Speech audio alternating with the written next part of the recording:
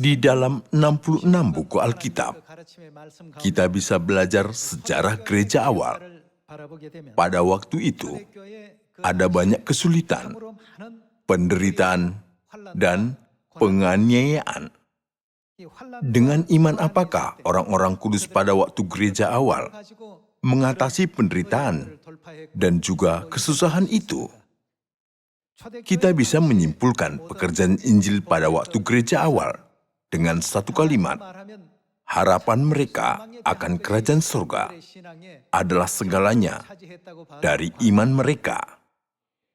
Di hari-hari ini, banyak gereja di sekitar kita hancur berantakan. Alasannya apa? Mereka sudah kehilangan harapan akan surga. Tetapi mereka hanya mengharapkan keuntungan seperti bagaimana caranya hidup lebih baik dengan makan dan baju yang lebih mewah di bumi ini daripada memiliki harapan untuk surga. Bagaimana aku bisa hidup lebih mewah dan lebih tenang di atas bumi ini? Mereka membandingkan hidup mereka dengan hidup orang lain dari sudut pandang jasmani dan mencintai hidup orang lain. Karena itu, mereka kehilangan harapan akan surga. Gelombang keinginan duniawi seperti itu sama sekali tidak boleh mempengaruhi sion kita. Pada setiap saat, kita harus mengharapkan kerajaan surga, bukanlah dunia ini. Jadi, hari ini marilah kita pelajari firman Tuhan dengan judul Hidup untuk Sementara dan Hidup untuk Selamanya. Rasul-rasul pada waktu gereja awal mengalami banyak kesulitan dan penganiayaan. Meskipun begitu, mereka selalu mengharapkan kerajaan surga, bukan hidup di dunia ini. Sebab itu, mereka selalu memberitakan hal-hal kerajaan Tuhan kepada banyak orang di dunia. Walaupun ada kesulitan di bumi ini, tidak ada lagi kesakitan di surga.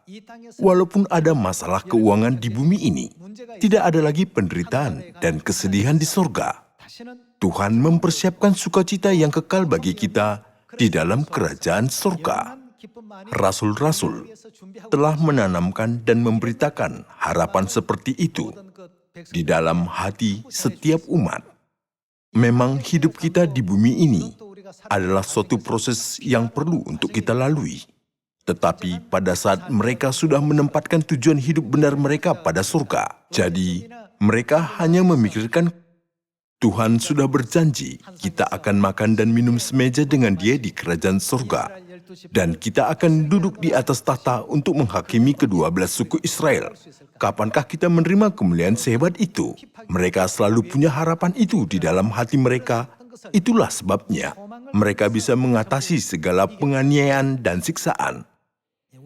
Seperti mereka, kita tidak boleh membuka mata kita terhadap hidup duniawi dan menganggap hidup duniawi adalah segalanya. Tetapi kita harus membuka mata kita terhadap kerajaan surga. Apa yang harus kita lakukan untuk kerajaan surga? Kita harus selalu memikirkan sepanjang waktu, bukan? Mari kita memandang sejarah gereja awal melalui beberapa firman Alkitab. Mari kita baca 2 Korintus pasal 11 ayat 22. Apakah mereka orang Ibrani? Aku juga orang Ibrani. Apakah mereka orang Israel? Aku juga orang Israel. Apakah mereka keturunan Abraham? Aku juga keturunan Abraham. Apakah mereka pelayan Kristus? Aku berkata seperti orang gila. Aku lebih lagi. Aku lebih banyak berjerih lelah, lebih sering di dalam penjara, didera di luar batas, kerap kali dalam bahaya maut. 5 kali aku disesah orang Yahudi, setiap kali 40 kurang 1 pukulan. 3 kali aku didera, 1 kali aku dilempari dengan batu. 3 kali mengalami karam kapal. Sehari semalam aku terkatung-katung di tengah laut. Dalam perjalananku aku sering diancam bahaya banjir dan bahaya penyamun. Bahaya dari pihak orang-orang Yahudi dan dari pihak orang-orang bukan Yahudi. Bahaya di kota, bahaya di padang gurun, bahaya di tengah laut, dan bahaya dari pihak saudara-saudara palsu. Aku banyak berjerih lelah dan bekerja berat. Kerap kali aku tidak tidur. Aku lapar dan dahaga. Kerap kali aku berpuasa, kedinginan dan tanpa pakaian. Dan dengan tidak menyebut banyak hal lain lagi, Urusanku sehari-hari yaitu untuk memelihara semua jemaat-jemaat. Jika ada orang merasa lemah, tidakkah aku turut merasa lemah? Jika ada orang tersandung, tidakkah hatiku hancur oleh duka cita? Jika aku harus bermegah, maka aku akan bermegah atas kelemahanku.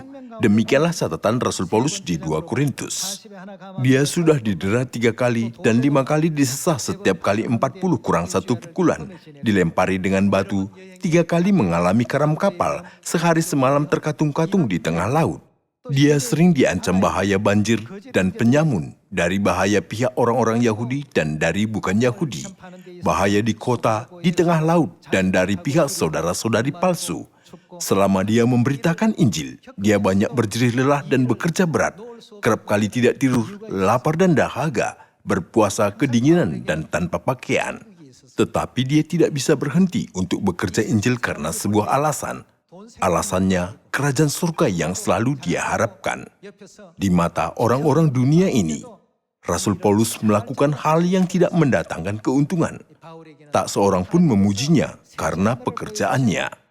Tetapi dia sudah rela berusaha keras untuk Injil, karena dia tidak bisa melupakan tingkat yang ketiga dari surga yang sudah ditunjukkan Tuhan kepadanya. Dengan mutlak dia percaya akan keberadaan kerajaan surga. Jadi hal-hal duniawi sama sekali tidak bisa mempengaruhi iman dan batinnya.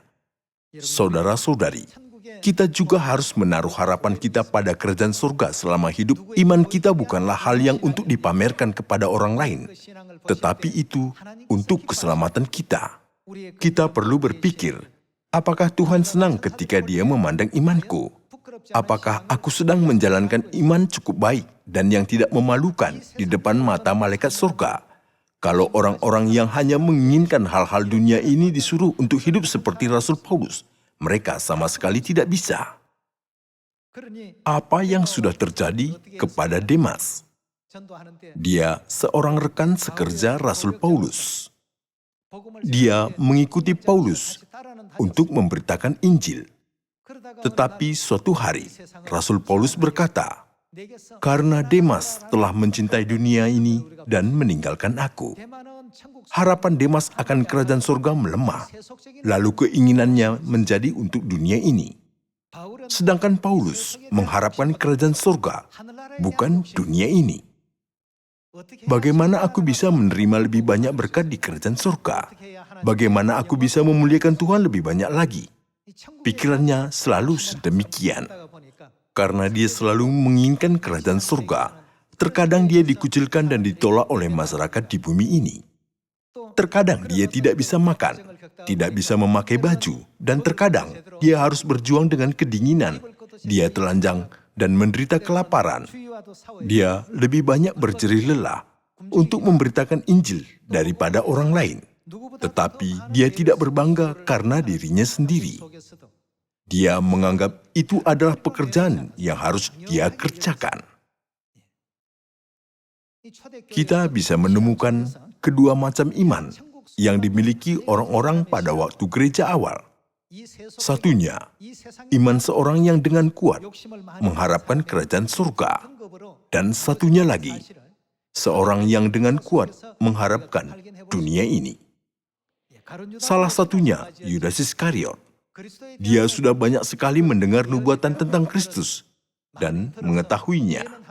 Dia sudah melihat Yesus mengadakan banyak keajaiban, seperti membuat sebanyak 5.000 orang makan hanya dengan 5 potong roti jelai dan 2 ekor ikan, dan sisanya penuh di dalam 12 bakul. Jadi, mulanya dia percaya dan mengikuti Yesus dengan berpikir, "Oh, Yesus adalah Mesias, Juru Selamat. Dia akan menyelamatkan bangsa Yahudi dari penindasan Roma." Tetapi, kemana saja Yesus pergi, dia memberitakan Injil Kerajaan Tuhan. Pekerjaan Yesus berbeda dengan pandangan Yudas Iskariot. Yudas menantikan Mesias dengan pandangan duniawi, tetapi Yesus datang ke bumi ini untuk memberitakan Injil supaya membuka mata rohani umat manusia dan membantu semua umat manusia mempunyai harapan akan dunia rohani. Ketika Yudas mengikuti Yesus, Yesus tidak mengusir orang Roma seperti harapannya. Yudas mengira Yesus akan menghukum imam-imam besar dan orang-orang Farisi yang bangkit memfitnah Yesus dengan kekuasaan yang ajaib jika Yesus benar-benar Mesias dan anak Tuhan. Dia berpikir Yesus akan menghakimi mereka hanya dengan sepatah perkataan. Tetapi Yesus tidak berbuat apapun seperti yang dipikirkan Yudas. Kristus menjalankan pekerjaannya supaya semua manusia di dunia ini memiliki mata rohani yang dapat memandang kerajaan surga. Tidak lama lagi, Yudas Iskariot kehilangan imannya terhadap Yesus. Makanya dia sudah menjual Yesus hanya dengan 30 uang perak. Pada waktu gereja awal, sudah ada orang yang mengharapkan hal-hal duniawi, dan ada orang yang mengharapkan kerajaan surga yang abadi. Cara hidup mereka berbeda seluruhnya.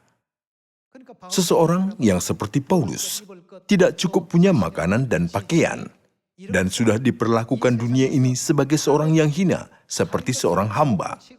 Tetapi dia menganggap situasi itu sebagai kegirangan. Kenapa? Karena dia mengharapkan kerajaan surga. Dia tetap percaya bahwa semua ini akan menjadi berkat-Nya di dalam kerajaan surga. Namun, orang-orang yang seperti Yudas Iskariot atau Demas tidak begitu. Mereka lebih mencintai dunia ini. Mereka terpikat oleh hidup yang sementara dan yang kelihatan di atas bumi ini. Melalui sejarah gereja awal, Tuhan memperlihatkan kepada kita dua golongan orang di dalam kebenaran. Satunya, orang yang akan diselamatkan, dan satu lagi, orang yang tidak akan diselamatkan.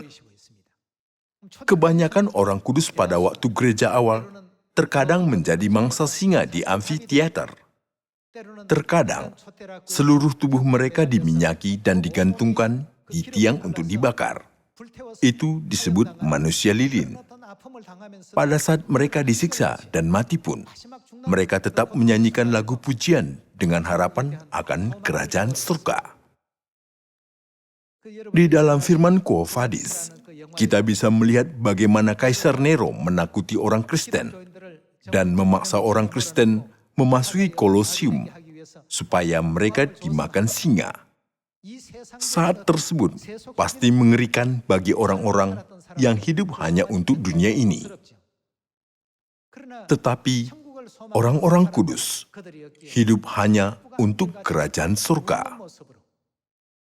Jadi mereka sudah menerima kesakitan dan kesulitan itu dengan tersenyum dan gembira. Mereka semua menyanyikan lagu pujian dengan harapan akan kerajaan surga. Kaisar Nero melihatnya dan berkata, "Hentikanlah orang-orang Kristen itu bernyanyi." Tetapi dia tidak bisa menghentikan mereka bernyanyi. Kalau mereka terikat oleh dunia ini, dia bisa menghentikan mereka bernyanyi. Namun hati mereka terikat oleh surga dan berasal dari surga. Jadi apapun tidak bisa menghentikan mereka. Orang-orang biasa pasti akan bergetar dan ketakutan dalam situasi yang begitu mengancam dan mengerikan. Dan akan berkata, "Aku tidak akan percaya kepada Yesus." Tetapi orang-orang kudus memeluk kesulitan dan penganiayaan itu. Kita tidak tahu mereka menyanyikan lagu pujian apa, karena tidak tercatat dalam Alkitab. Tetapi jika kita membayangkan itu terjadi pada zaman ini, mereka pasti menyanyikan lagu pujian seperti Jalan Terang ke Surga, bukan? Mereka semua menyanyikan lagu itu bersama. Satu lengannya tercabik dan kakinya digigit oleh singa. Meskipun mereka mengalami kesakitan yang parah itu, mereka tidak memikirkan kesakitan itu. Mereka berpikir, 1 jam kemudian kita akan ada di dalam kerajaan surga. Kita akan makan dan minum semeja dengan Tuhan, dan akan duduk di atas tahta untuk menghakimi ke-12 suku Israel. Kita akan hidup bahagia untuk selama-lamanya di surga, di mana tidak ada lagi maut, tidak ada lagi kesakitan dan kesulitan. Orang-orang kudus di gereja awal sudah mempunyai iman seperti ini. Oleh karena itu, siksaan dan ancaman duniawi apa saja ada di hadapan mereka. sama sekali tidak bisa menjadi masalah bagi mereka. Mereka lebih sukacita untuk dianiaya karena nama Kristus. Mereka rela menerima kesulitan yang mereka alami karena mereka orang Kristen. Tenaga penggerak yang terutama orang-orang kudus gereja awal untuk mengatasi semua kesakitan dan kesulitan adalah menjaga iman terhadap Tuhan dan harapan akan kerajaan surga yang mendukung iman mereka. Mereka tidak mau berkata, "Tolong selamatkan aku. Aku tidak akan percaya kepada Yesus." Mereka berani dan setia dan berkata, "Sebentar lagi aku akan bertemu dengan Tuhan di surga. Apa gunanya aku hidup di atas bumi ini?" Orang-orang kudus pada waktu gereja awal hanya mengharapkan kerajaan surga. Sekarang, kita hidup pada zaman Roh Kudus sambil menantikan kedatangan Kristus. Pekerjaan-pekerjaan orang-orang kudus di gereja awal yang menjaga iman mereka tertulis di dalam Alkitab sebagai bayangan dan contoh bagi kita, bukan? Mereka semua bukanlah orang yang memilih hidup sementara, melainkan orang yang memilih hidup untuk selamanya. Kita perlu bertanya kepada diri kita sendiri, apakah aku ingin hidup di bumi ini yang akan lenyap segera, atau ingin hidup untuk selama-lamanya di kerajaan surga? Kita harus menentukan kelakuan dan sikap kita. Kalau kita menentukan hidup untuk surga, kita harus bekerja untuk surga sebagai orang yang layak mendapat surga dan harus memikirkan surga. Kita mesti berusaha untuk menumpuk berkat di surga. Bagaimana jika kita hidup setengahnya untuk dunia dan setengah lagi untuk surga? Bagaimana iman kita tidak panas dan tidak dingin? Apa yang sudah tertulis di dalam Wahyu tentang ini? Tuhan telah berfirman, "Aku akan memuntahkan engkau dari mulutku." Tuhan tidak mau iman seperti itu. Oleh karena itu, semua orang kudus pada waktu gereja awal hidup untuk hidup yang kekal, bukan hidup sementara di bumi ini. Mari kita menyaksikannya di dalam 2 Korintus pasal 4. 2 Korintus pasal 4 ayat 16, kita baca. "Sebab itu kami tidak tawar hati, tetapi meskipun manusia lahiriah kami semakin merosot, namun manusia batiniah kami dibaharui dari sehari ke sehari, sebab penderitaan ringan yang sekarang ini mengerjakan bagi kami kemuliaan kekal yang melebihi segala-galanya, jauh lebih besar daripada penderitaan kami, sebab kami tidak memperhatikan yang kelihatan, melainkan yang tak kelihatan." Dunia yang kelihatan ini adalah sementara. Dunia 3 dimensi bisa kita rasakan, lihat, dengar, dan sentuh. Tetapi dunia yang tidak kelihatan adalah dunia 4 dimensi atau 5 dimensi. Mari kita baca ayat 18 sekali lagi. "Sebab kami tidak memperhatikan yang kelihatan, melainkan yang tak kelihatan. Karena yang kelihatan adalah sementara, sedangkan yang tak kelihatan adalah apa? Adalah kekal." Saudara-saudari, bukankah Alkitab adalah firman Tuhan? Segala firman Alkitab adalah benar. Sejak kita yakin bahwa Alkitab mengajar kita kebenaran, kita perlu bertanya kepada diri sendiri, apakah itu benar menyerahkan kekekalan untuk hal-hal yang sementara? Orang-orang kudus di gereja awal sudah menyerahkan hal-hal sementara dan memilih yang kekal. Kaisar Nero berpikir, jika dia mengancam orang Kristen dengan kekuatan dan kekuasaannya, mereka akan berlutut kepadanya. Tetapi tanggapan mereka jauh berbeda dengan pikirannya. Mereka tetap melakukan perbuatan-perbuatan untuk menumpuk berkat surgawi yang kekal lebih banyak lagi. Mereka sudah gila di matanya. Dia bingung bagaimana mereka bisa tenang di hadapan kematian. Orang-orang biasa pasti memohon untuk diselamatkan dengan keras, menangis, dan dengan berteriak jika berada di hadapan kematian, dan akan menyerahkan iman mereka juga. Tetapi orang-orang Kristen menerima saat kematian dengan gembira. Kenapa begitu?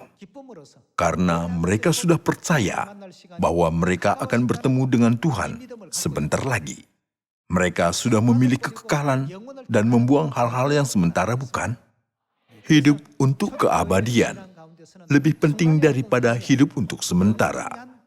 Itu adalah salah satu ajaran yang paling penting dari gereja Tuhan awal. Saudara-saudari, kita bisa masuk ke dalam surga seperti Paulus dan Petrus ketika kita berada di dalam iman yang sedemikian. Bukankah begitu? Sekalipun orang-orang mendesak mereka, buanglah ajaran-ajaran Tuhan dan mintalah untuk hidup jasmani. Mereka percaya bahwa hidup seperti itu adalah sia-sia. Mereka berkata, hal-hal di surga lebih besar, lebih penting dan lebih berharga dari hidup itu. Bagaimana aku bisa menolak kemuliaan surgawi hanya untuk hal-hal duniawi yang sia-sia itu? Mereka berlaku seperti itu bukanlah untuk menentang mereka, tetapi mau menuruti kehendak Tuhan. Tetapi sikap orang Kristen itu terlihat memberontak di mata orang-orang penindas dan penganiaya. Orang-orang kudus di gereja awal bukanlah orang yang memberontak atau bersifat kejam. Mereka hanya mau memilih hidup yang kekal sesuai dengan kehendak Tuhan. Itulah sebabnya mereka tidak bisa menerima apa yang diminta dunia ini kepada mereka. Mereka sudah berkata, "Silahkan kamu putuskan sendiri, manakah yang benar di hadapan Tuhan, taat kepada kamu atau taat kepada Tuhan. Kami tidak boleh menyerahkan yang abadi untuk hidup yang sementara." Dengan iman sekuat itu, mereka sudah tersenyum, lalu mati. Inilah yang membuat Nero menjadi gila. Bagaimanakah itu? Orang ini juga sama. Orang itu juga sama. Pada muka semua orang Kristen yang sudah mati, terdapat senyum terang dan yang penuh dengan harapan. Kita perlu menyelidiki iman kita dan bertanya kepada diri sendiri, apakah kita menaruh segala usaha kita pada hidup dunia ini tanpa harapan akan surga, meskipun kita mengaku kita percaya kepada Tuhan? Pada waktu gereja awal, semua orang kudus mempunyai iman yang begitu kuat dan teguh. Dengan iman itu, mereka cukup sanggup mengatasi semua kesakitan dan juga penderitaan. Pada zaman Rasul, gereja memiliki iman yang paling diinginkan dan harapan akan kerajaan surga yang paling kuat. Mari kita baca Roma pasal 8 ayat 13. Sebab jika kamu hidup menurut daging, kamu akan mati. Tetapi jika oleh roh kamu mematikan perbuatan-perbuatan tubuhmu, kamu akan hidup. Semua orang yang dipimpin roh Allah adalah anak Allah. Sebab kamu tidak menerima roh perbudakan yang membuat kamu menjadi takut lagi. Tetapi kamu telah menerima roh yang menjadikan kamu anak Allah. Oleh roh itu kita berseru, ya Aba, ya Bapa. Roh itu bersaksi bersama-sama dengan roh kita bahwa kita adalah anak-anak Allah. Dan jika kita adalah anak, maka kita juga adalah ahli waris yang akan menerimanya bersama-sama dengan Kristus, yaitu jika kita menderita bersama-sama dengan Dia, supaya kita juga dipermuliakan bersama-sama dengan Dia. Sebab aku yakin bahwa penderitaan zaman sekarang ini tidak dapat apa? Tidak dapat dibandingkan dengan kemuliaan yang akan dinyatakan kepada kita. Kemuliaan yang disediakan Tuhan bagi kita begitu besar dan indah. Namun, kalau kita tidak menyadarinya, bagaimana? Cuma datang ke Sion tetapi sama sekali tidak punya harapan akan surga, tidak boleh melakukan itu. Semua gembala dan orang yang memegang jabatan di Sion harus membimbing saudara-saudari ke surga dengan aman. Kita semua harus mengingatkan manusia akan kerajaan Tuhan, karena mereka terus melupakan itu selama mereka terpikat oleh kesenangan duniawi. Inilah tugas kita, orang-orang yang memegang jabatan, dan orang-orang yang dipanggil terlebih dahulu. Dua orang perempuan sedang memutar batu kilangan, tetapi yang seorang akan dibawa dan yang lain akan ditinggalkan. Kenapa ada orang yang akan dibawa dan yang akan ditinggalkan? Itu dikarenakan mereka mempunyai tujuan yang berbeda. Satu orang dari mereka hanya memfokuskan hidup yang kekal di sorga. Itulah tujuannya.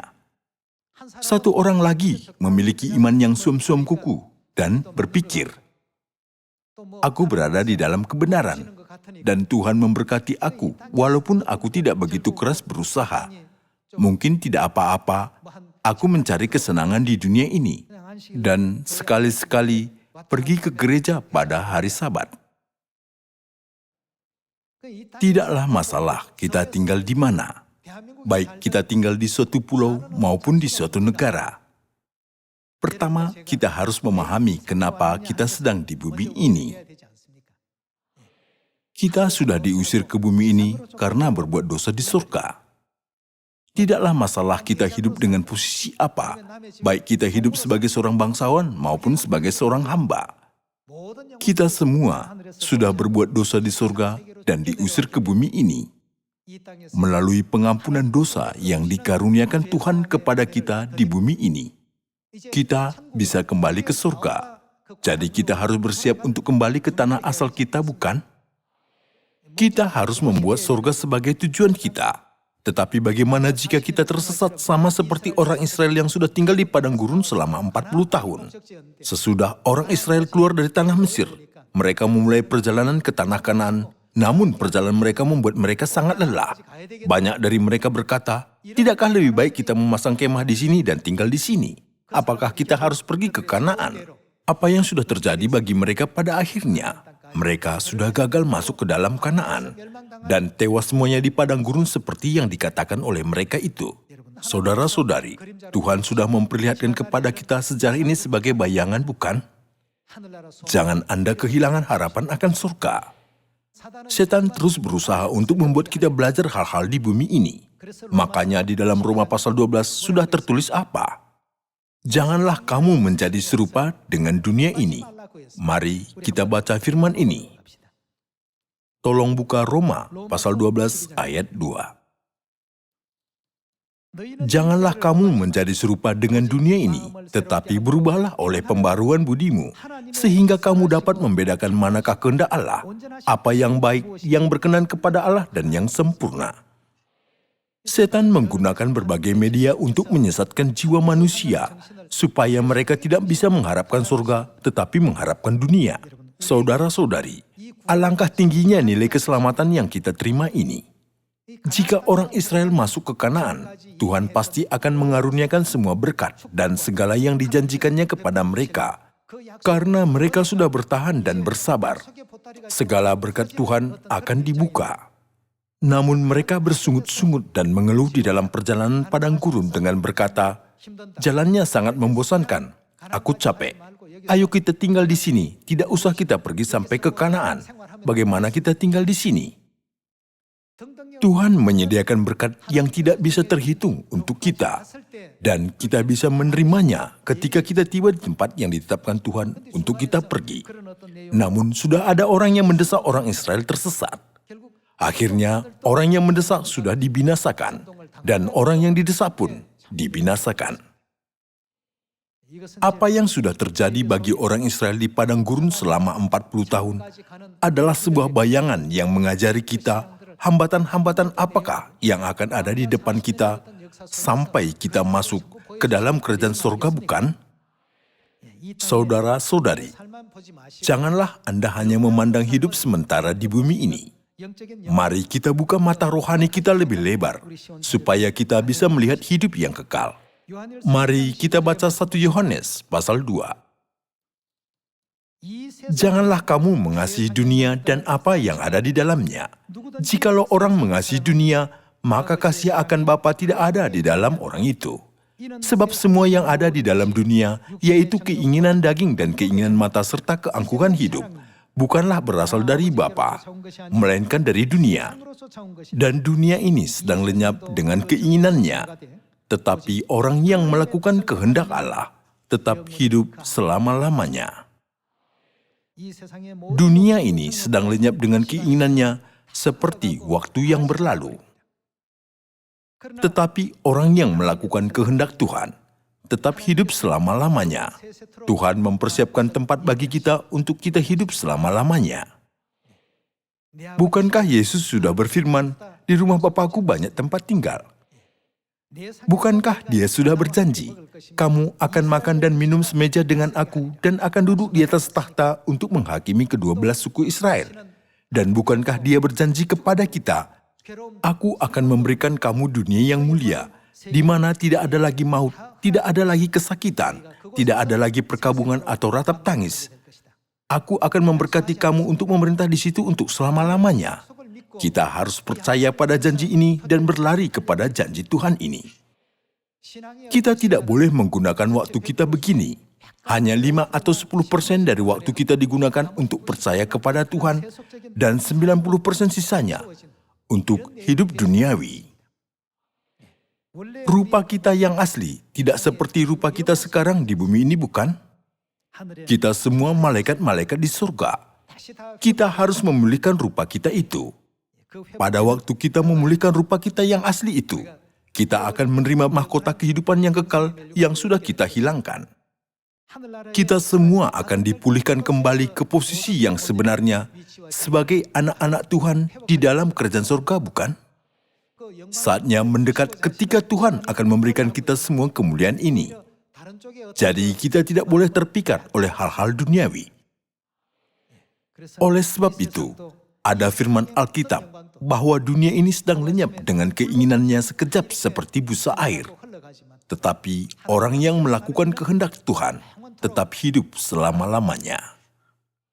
Saya berharap kita semua tetap memilih hidup untuk selamanya dan segera mencari saudara-saudari kita yang hilang. Tolong jangan lupakan dunia abadi, yaitu tanah air rohani kita. Dekatlah waktu untuk kita kembali ke tanah air rohani kita dan hidup bersama dengan Bapa dan Ibu surgawi. Di dalam 1 Korintus sudah tertulis bahwa kita tidak bisa membayangkan dunia rohani itu dalam hati kita, bukan? Dengan otak kita yang dibuat dalam dunia 3 dimensi ini, kita sama sekali tidak bisa mengerti hidup di dunia rohani. Di dalam cahaya, kita akan terbang dari bintang ke bintang bersama dengan Bapa dan Ibu surgawi. Hari ini kita terbang ke bintang biduk, besok ke bintang belantik, dan lusa ke bintang kartika. Surga tidak dibatasi oleh waktu dan ruang. Kita dibatasi oleh waktu dan ruang, itu berarti kita ditahan di penjara rohani. Ada pembatasan aktivitas di penjara, bukan? Kita tinggal di dunia 3 dimensi, di mana kita dibatasi oleh waktu dan ruang. Dunia abadi yang akan kita pergi, tidak ada batas waktu dan ruang. Karena kita tidak dibatasi oleh waktu, kita tidak akan menjadi tua. Tidak ada tua di dalam kerajaan surga. Di dalam kerajaan surga, tidak ada lagi penderitaan dari ketakutan kematian dan dari penyakit. Tuhan akan membebaskan kita dari segala kesusahan dan dari segala keadaan yang menyulitkan kita. Orang-orang kudus di gereja awal sudah berusaha keras untuk Injil sambil mengharapkan dunia abadi di mana Tuhan menciptakan kegembiraan baru setiap hari. Mari kita mempunyai iman yang sama dengan iman mereka itu dan mengikuti jalan indah yang sudah ditempuh mereka. Sambil kita memandang hari di mana Injil ini diberitakan di Samaria dan sampai ke ujung bumi, marilah kita selalu mengingatkan diri kita sendiri terlebih dahulu akan peristirahatan dan kedamaian yang abadi yang akan kita terima di kerajaan surga. Saya dengan sungguh-sungguh meminta semua saudara-saudari memiliki iman yang cukup untuk melakukan ini. Terima kasih.